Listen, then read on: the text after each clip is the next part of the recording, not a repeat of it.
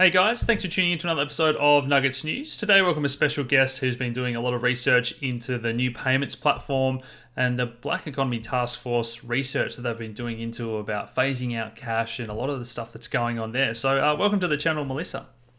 Hi, Alex. I guess a good place to start is to explain what took you down this rabbit hole, and we'll get into everything you've found out and why this is really important for not only Australians but around the world where we see similar things happening. Yeah, cool. I just enjoy researching, and it's like a hobby.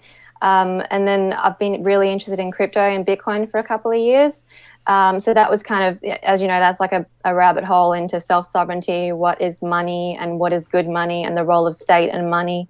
So then when I found about the cash ban, I kind of started looking into that, watched CC, you guys, in the interest of people, and I just started looking into it and sending them my research. Yeah. Fantastic. So, I mean, where should we start? Maybe just give people the a summary of the Black Economy report and what the new payments platform is and how that's very related, we think. Sure. The Black Economy Report was a report that was submitted by the Treasury to kind of justify the cash ban. And their view is that it's to fight money laundering and tax evasion. And the report was actually written by a guy called Michael Andrew, who was the ex-global head of KPMG and then was working for Treasury. And then I started looking into the report, and I just found that there was a lot of anecdotal evidence. A lot of it was just like, we think, we estimate, and a lot of it wasn't backed up by any statistics that I found from overseas or anything like that. It really felt like this was created to address a problem that didn't really exist. I mean, the report said that Australians boast about their participation in the black economy and that it's endemic and it's a national sport, which I thought was really unfair because we have the sixth smallest black economy in the world.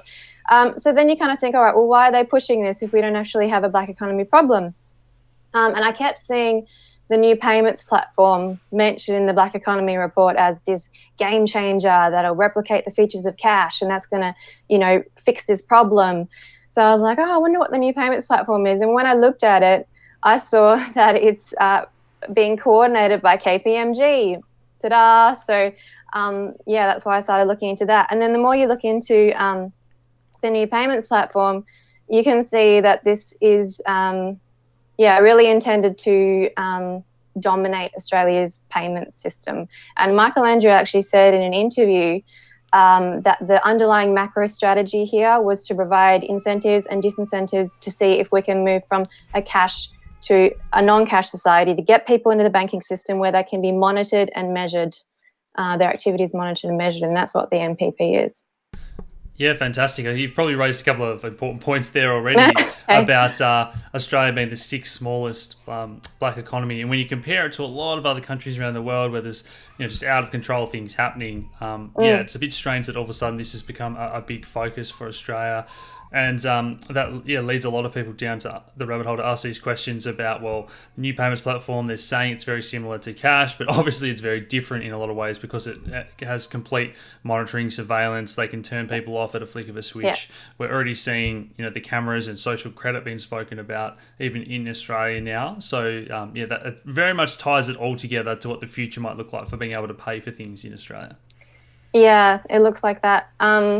Unfortunately, if you look yourself, go into the privacy policy page of the NPPA, which is the parent company that runs the NPP. That's actually a private company that's owned by 13 organisations. They're mostly banks, including Indu, the government's cashless welfare card, and the Reserve Bank. They own it. They're the owning, controlling shareholders. So if you go onto the NPPA's website, look at their privacy policy, it says they're going to be taking our opinions, like public writings, statements, personal information from oral sources. I mean, that could just be you calling them up, but it also could be the apps on our phone that are spying on us. It's basically just everything. It's clear why they're collecting it to leverage this behavioral and transactional data somehow. Yeah. So let's talk about the actual new payments platform itself and how the Yeah. RBA is heavily involved, almost overseeing this, and it gives them a lot of power because globally we're seeing this trend where maybe central banks are getting slightly less power because the banks themselves have the power to create money through loans. Now we're getting a lot of these smaller banks and neo banks, and we've got the afterpays of the world as well. So I guess this is maybe a power play for them in a lot of ways. Yeah, it is. What the new payments platform is essentially a payments clearing system. So what it does is banks do their electronic messaging to each other to figure out, yeah, okay, there's enough money to make this payment. And then they send a settlement request to the RBA, which puts the money in straight away. That's how it's instant, because every single transaction has to come from the Reserve Bank to make it settle instantly. It's not like Bitcoin, where you send the payment to a person and it's done. It has to be taken from the Reserve Bank, who actually have to provide open dated repo after hours to make it work, which is just insane. Yeah, and I've noticed, I've been doing a little bit of research into other central banks all over the world, and how they're trying to start address this problem of all these other, I guess, competitors coming up. So what they're starting to do is really, there's even at the World Economic Forum last week, I think there was a toolkit for central bank digital currencies that just came out. Yeah, so they are really all developing their own central bank digital currency. And I've noticed what they're doing. Sweden seems to be quite far along in this, their national central bank. What they do is they're like, oh, we're going to create this digital version of state money because there's not enough access to cash for the people. So they need risk-free state money, and we're going to provide it instead of the commercial money in banks, you know. But what they're doing is saying, oh, well, we don't want any bank runs, so we might put restrictions on people how much you can actually have, and we want to make sure we can put in negative interest rates. So we'll program that into the currency. And they're saying, well, we don't want to compete with the private banks. So their answer is to control the settlement layer and then have these other providers build on top of it called, I think it was hybrid CBDCs. So they don't, and they're saying, just so you know, they're not a guarantee. So it's like they don't, as long as they can control the settlement layer, they don't really care what happens on top of it. Yeah, that's an interesting point about the bank runs there. So for people at home, if you're trying to withdraw money at the moment, you've got to go and get cash, and you get asked all these questions. So if you try to withdraw it in a digital format, it's going to be a lot easier to do with a few clicks of a button online, or easier in theory, but they're going to put up all sorts of brick walls, because you could easily take out all your money from the bank through the new payments platform, or try to buy Bitcoin or whatever it is. So they've got to make it hard for you still to spend this money, which is, you know, being referred to as digital cash per se. Yeah, because most of the money in our system is actually not state money, it's commercial money, which is the liability of the banks, but the state money is the liability of the RBA. If that suddenly becomes digital, maybe that balance will shift, and they know they're liable for all this money. So yeah, absolutely. And the other thing that you touched on was the overnight repo market. So banks are only open 9 to 5 or whatever it may be, and after hours their systems can't really talk to each other or settle. So the RBA is kind of saying that we'll take that risk. So if you try to pay someone else, they're kind of issuing these IOUs. So you said this already, it's very, very different to Bitcoin or any system where we're actually paying people and it's on this ledger. This is all just issuing these IOUs between banks, and that's only, you know, domestic payments. I'm sure they're going to force everyone to use the new payments platform for overseas payments, and they're talking about integrating it into SWIFT. So it opens up all these other risks as well. Yeah, so during the day, how they do the instant payment thing is the Reserve Bank, the big banks have to hold accounts with the RBA. So the way that the RBA actually puts the money is by debiting or crediting the accounts that they already hold with them. And overnight is the overnight repo. SWIFT. Yeah, so SWIFT actually got a $1 billion contract to run the MPP, which I think was likely probably the plan from the very beginning, because in 2010, the initial proposal for the MPP was submitted by the Australian Payments Council, which is a self-regulating organisation, which is like JP Morgan, MasterCard, Visa, all of those companies. They suggested the new payments platform. And in that, they actually said, we think it should be built on this ISO 20022, which is a new messaging format that SWIFT uses. And then a couple of years later, SWIFT gets the contract. So they run the payments rails for the MPP, and they operate it, and they built it. So what they're doing as well, the SWIFT is traditionally international payments rails. So what they're doing is they're saying now, oh my God, like we did a payment from Australia to China in 60 seconds, amazing. But it's actually not that amazing. SWIFT is not new technology. It's basically what they already have, but they've made all these rules to make it work. Excuse me. So it has to be completely centralized down this SWIFT GPI, it's called the Global Payments Initiative, down this corridor. Everyone has to be on board. Everyone has to follow the rules. And if you follow the rules, then it works because the banks at either end are doing what the RBA is and putting the money in. So, yeah, it sounds great, I guess, to the layperson. If you didn't know anything about crypto, you'd be like, oh, my God, it's amazing. But it's not really that amazing. Yeah. Exactly. Yeah. In terms of the RBA and the monitoring, they've already pressured banks into, I believe, penalties if they're not using this, and they are going to have access to all the data. So they're trying to get everyone on board, forcing everyone on board. They're going to have access to all the data, but they're saying, oh, we're not going to sell this to third parties. Trust us. Yeah, well, the RBA is saying, or Philip Lowe anyway, is saying we expect this to be the backbone of Australia's payments industry. And there was some meetings with other members of the RBA, and they're saying, look, we've been pushing them. They will get on board. They will get on board. And now the RBA is approving the NPPA enforced financial sanctions on banks that don't get on board properly. And it's really expensive for banks, actually. Like our Westpac CEO said that because they inherited St. George's old legacy system, it actually cost them hundreds of millions of dollars to upgrade their systems to accommodate the NPP. So it's not cheap. It's not like there's other technologies which can use existing infrastructure as to be able to, like IBM's their Stellar protocol. You don't have to change anything. Use Stellar as a bridging currency. That's aimed at banks, and that doesn't cost anything extra to run. Yeah, I forgot what I was talking about. Sorry, what did you ask me? The data and collection and third parties. Oh, yeah. So the NPPA is the one that's collecting all the data, but of course all of the owning organisations that have the rights to that data. And there's some issues around that as well, because they're saying either we'll store it or we'll use a third-party provider to store it. And there's a lot of issues with that. The Financial Stability Board is like an international stability board that Philip Lowe is actually part of. And they said, well, there's a lot of risks in storing important financial information with a third-party contractor. What happens if they go insolvent? What happens if their systems are down? What happens if they have proprietary rights to that data and regulators want to come and audit or assess financial institutions? Like, what happens then? What happens if this jurisdiction is overseas and the same privacy laws don't apply? Like, there's a lot of problems there. So they actually said that using third-party contractors to store important financial information could undermine financial stability, which is interesting because that's actually a mandate of the RBA to ensure currency stability, financial stability. So, yeah, it's weird. Absolutely. And in terms of the other payment providers or payment rails, Visa and MasterCard, how does this affect them? Are they getting more or less power? It sounds like they are going to have a lot of less power. I'm not really sure. I didn't really look into specific MasterCard and Visa, but they were part of the Australian Payments Council that first proposed this. So, I mean, I'm not sure. I'm not really sure whether...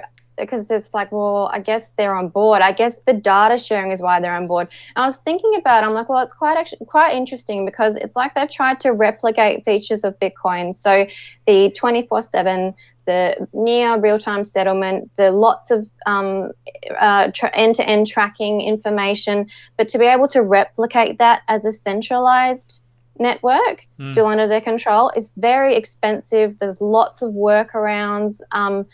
It's really interesting to see that. So I wonder if maybe they've seen the writings on the wall, the competition's there, and the only way that they can compete is to join this centralized network where instead of charging high fees, because that can't compete, they're instead going to be selling the behavioural and transactional data they get. I mean, I don't know, but it's an option. I'm not sure. Yeah, you mentioned IBM's Stellar before as well, and a lot of this... what they're doing is the case that Ripple and XRP, I'm sure people watching this that are familiar with XRP are going to be screaming, hey, this is something that they're trying to do as well. Sorry. and already doing. But did that come up in any of your research? This sounds like big competition for them. It's almost like the RBA and central banks are going to have their system. They're going to force all the banks to use. It almost sounds like they're not going to be able to use XRP for domestic payments or maybe even international payments if they wanted to, if they're going to force people to use this other system. Yeah, I'm not sure. I kind of get the feeling that this is an interim measure. Because I did see that come up in the literature of central banks talking about central bank digital currencies. The BIS put a paper out and they were saying, look, you don't actually have to have a central bank digital currency that's based on distributed ledger technology. More centralized technologies can do the trick in the medium term. So I feel like maybe that's what this is, because we know what the long term is. Mark Carney's spoken about it. They want that synthetic hegemonic, however you pronounce it, currency, the global central bank currency that's run by them and has a veto switch. They can do whatever they want. So I think the technology for that's not quite there yet, but this is a nice in-betweener, I think. And it would make it easier to implement. It's already going on in the settlement layer, you know? Yeah, so I mean, that might possibly be. Yeah, I mean, those conspiracy theories from many years ago now are slowly coming true about the one world currency and central banks. Maybe the way that they reacted to Libra, it was almost like, hey, don't encroach on our territory and what we want to do, because I think that is their goal long term, to have like a special drawing right or a basket of all the world's currencies, but under their control, on their ledger, on their terms. Yeah, absolutely. I don't think it's conspiracy at all. I've been working on that at the moment. It's in their papers, like it's in their speeches. This is the plan, you know? So yeah, I mean, it's it's happening. Lots of conspiracies, even from ones I read 10 years ago, have definitely come true. So do you want to maybe talk about the relationship with the KPMG and the Uniting Church, Core Logic as well? A lot of these people put forward submissions about the cash pan, and even in the inquiry, we got the feedback of, why are you guys so concerned about this? It doesn't even make sense. Why do you care? Yeah, well, I wondered that too, with the Uniting Church and the cash ban. I was like, they don't even pay tax. Why are you being so mean? But I started looking into it, and there are a lot of links there. KPMG does auditing and advisory services for Uniting Church. Uniting Church also have this giant investment fund. I think it's $1 billion. I think, don't quote me on that. But the director of that is an ex-KPMG. The chair, sorry, is an ex-KPMG director. Yeah, there's a lot of links like that. They have a lot of subsidiaries and stuff like that, and they're all kind of, audited and stuff by KPMG. And then Mark Zernsak himself, I'm like, oh, what's his deal? So I did see that I actually quoted him in my submission to the cash ban. I realized, I'm like, oh my God. But I quoted him as Dr. Mark Zernsak of the Tax Justice Network. And then I was like, oh, what do they think about the cash ban? And so then I called them, and the voicemail was Dr. Mark Zernsak of Uniting Church. So I guess he runs both of them, which is interesting, the Tax Justice Network. I mean, they don't even pay tax. I don't quite understand that. And I know Michael Andrew and Dr. Mark Zernsak both were guest speakers at a UN corruption and bribery conference a couple of years ago. So maybe they met there. I think from the hearing you could see that he'd met him.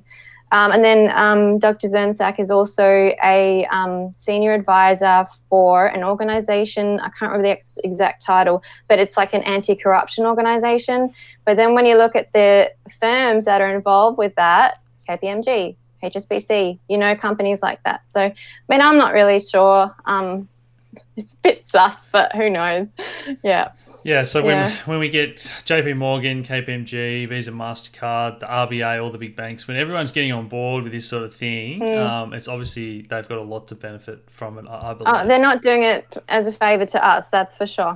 There's money to be had, there's money involved. They don't stick around if there's no money on the table. Absolutely. So tying this all together, I guess what were your main findings? What concerns you the most? What should people at home know?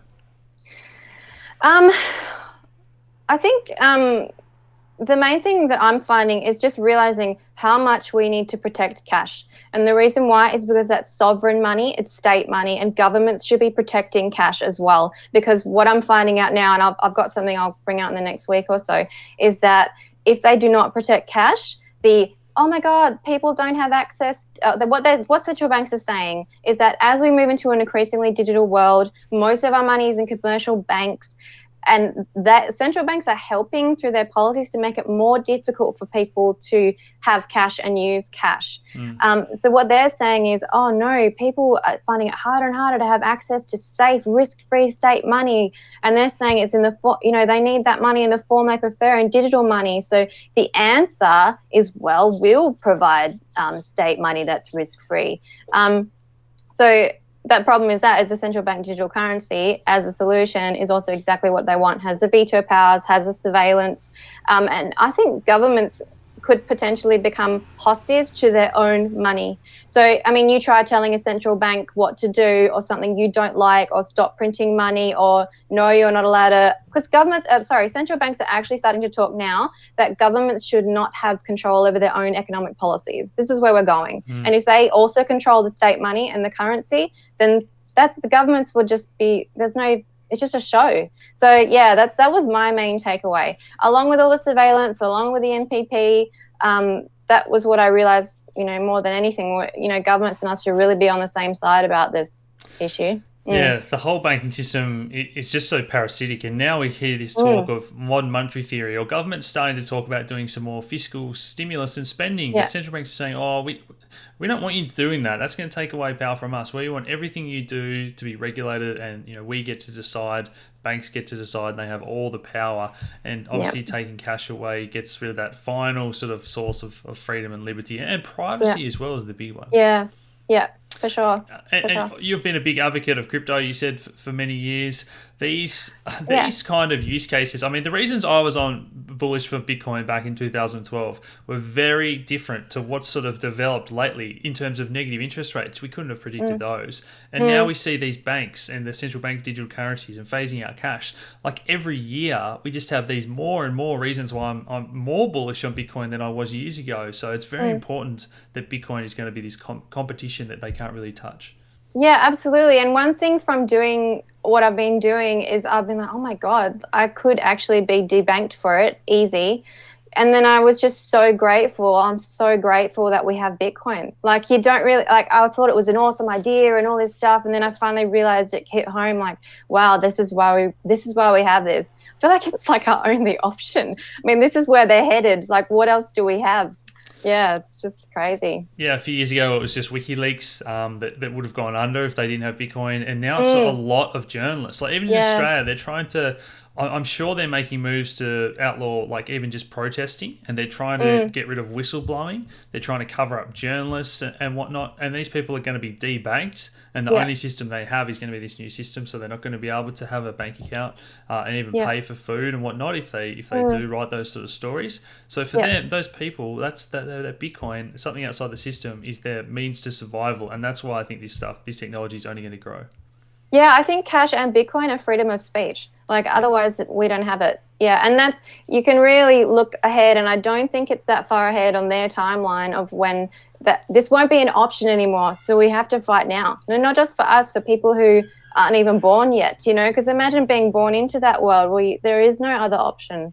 Yeah, it's scary. We have another guest coming on the channel soon that's talking about the whole surveillance state in Australia, and a lot of these really smart people that are privacy advocates, they're working on things in the field of cryptography and whatnot, and for them, they're only kind of discovering Bitcoin and the understanding of it. So the pool of people that are starting to say, hey, this is really important for this aspect, they're not there to trade it and speculate and whatever.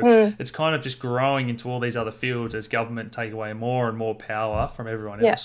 Yeah, that's really exciting. Awesome. Cool. Well, thanks for joining us today, Melissa. Any final thoughts? I'll put the links down below to follow your work, but any final messages for people at home? Not really. Yeah. I think we've covered everything. Yeah, I think so. I hope so. Thank you for having me. Awesome. It's been great. I hope you guys have enjoyed that one at home, and I'll talk to you again soon. Cheers. All right. Bye.